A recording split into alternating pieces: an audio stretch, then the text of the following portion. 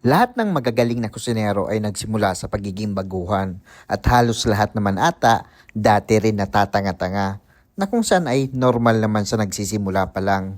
Pero hindi lahat ng baguhan ay nagiging magaling. Bakit? Dahil may mga pagkakamaling hindi pwedeng baliwalain. Una, ang pagluluto ng hindi tinitikman. Hindi tayo robot. Bawat putahe, kailangan tinatansya at ina-adjust. Tikman mo. Ayusin mo ang timpla at gawing perpekto ang lasa. Masterin ang flavor. Pangalawa, yung akala mo alam mo na ang lahat. Ang pinakamagagaling na chef hindi humihinto sa pag-aaral.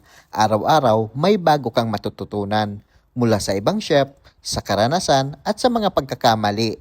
Huwag kang sarado sa kaalaman. Pangatlo, mahinang pag-manage ng oras. Laging late, laging nahuli sa service. Kung hindi mo kayang makipagsabayan sa bilis ng kusina, baka nasa maling industriya ka. Time is everything sa kitchen. Pang-apat, pagpapabaya sa kalinisan at sa food safety. Isang pagkakamali lang, sira agad ang reputasyon mo. Hindi mo lang dinalagay sa peligro ang customer mo, pati na rin ang pangalan mo bilang isang kusinero. At panglima, hindi marunong makinig sa kusina.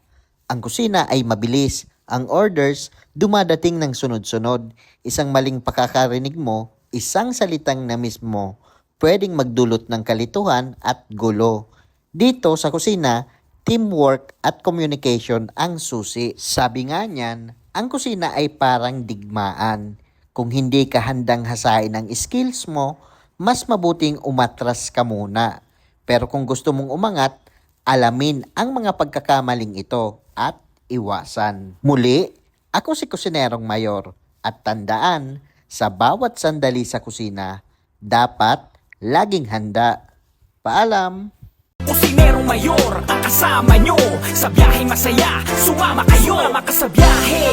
Di ko masaya, kay Kusinerong Mayor ay panalo ka.